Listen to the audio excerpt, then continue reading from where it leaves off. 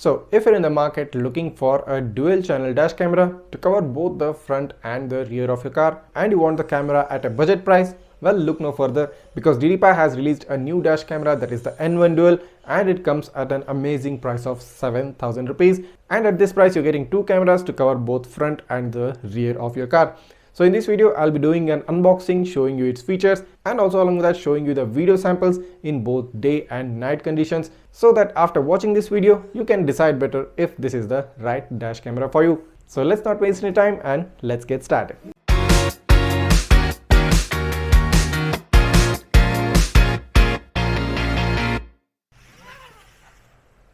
So here is the box pack of the newly released DDPAI N1 Dual Channel Dash Camera. So DDPAI has made a really large box this time, and they have made sure that the customers feel they are getting a very premium dash cam. So at front you have the pictures of the dash cam, the front dash cam and the rear dash cam, and they have specifically said that the DDPAI app is available on the Apple App Store and the Google Play Store as well. And here you have the branding, that is N1 Dual. So at first the packaging does look very premium. So initially you get this small file size box, and in this you get two electrostatic stickers, one for the front camera and one for the rear camera. So let's keep this aside, and along with that you do get a user guide for the N1 Dual Channel dash cam. So here is the N1 dash camera by DDPAI. By the first looks of it, I think this looks and feels very premium compared to all the other budget dash cameras that are out there.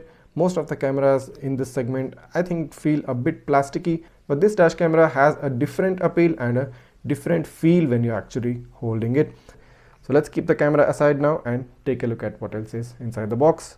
So you have this detachable mount for the dash cam, and I think it's a good choice by DDPAI, because having a detachable mount is very helpful whenever you are in a situation you want to take out the dash cam. So you can see there is a mounting hole on top of the dash cam here. So here is where the adapter of the mount plugs in.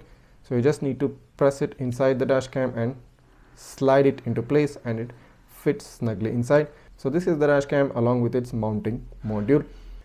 So let's keep this here and take a look at what else is inside. So here is a type A to type C power cable. Now most of the dash cams these days are coming with a type C cable, and that's a good thing. So here it is, the DDPAI car charger or car adapter, which has two dedicated USB ports.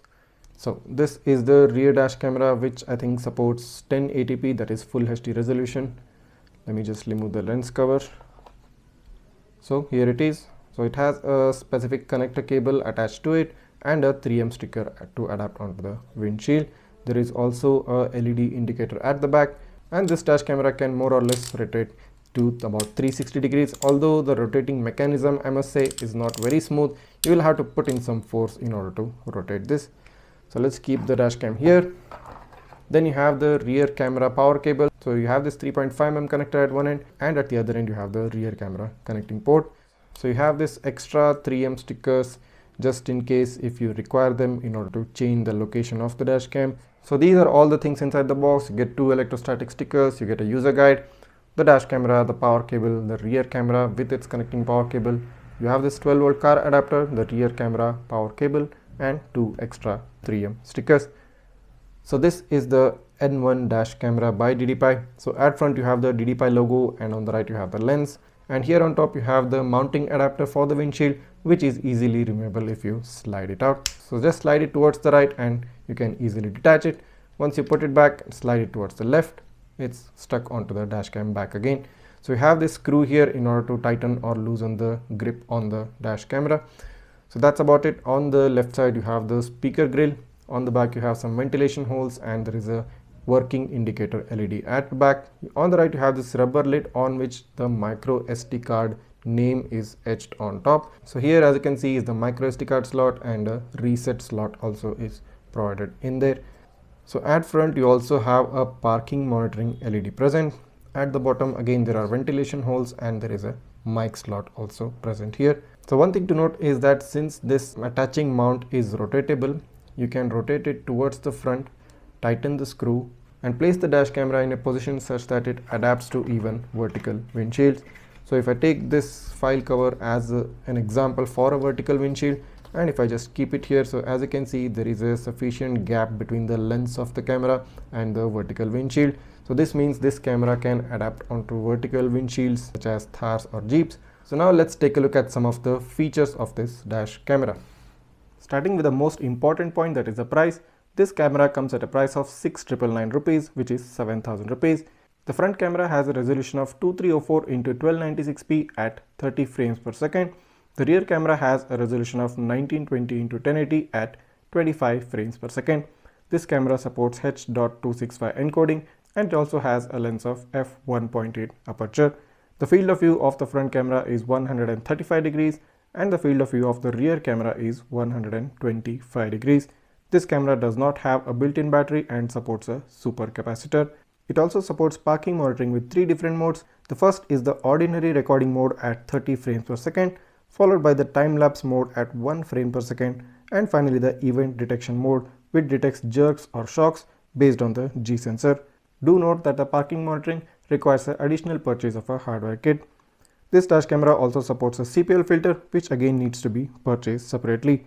This camera also supports micro SD cards up to 256 GB. It has a built-in 2.4 GHz Wi-Fi and a DDPAI app support. Coming to the night footage from the DDPAI N1 Dual channel, as you can see, the front camera offers a 1296p resolution at 30 frames per second and the rear camera offers a 1080p resolution at 25 frames per second. But in the rear camera, you might observe a bit of glare here and there.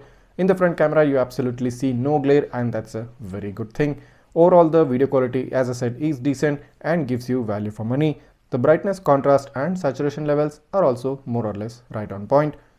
So coming to the daytime footage from the N1 dashcam, the front camera and the rear camera offer 2 different tones of videos. The front camera offers a cool tone to the video with a slightly higher exposure and contrast levels.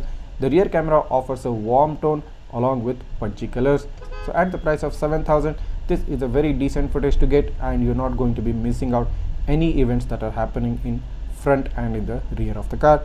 This being a 1080p dashcam, you might even get to read some number plates at a very close range. So what do you think now? Do you think this is the right dashcam for you, or were you expecting a bit more?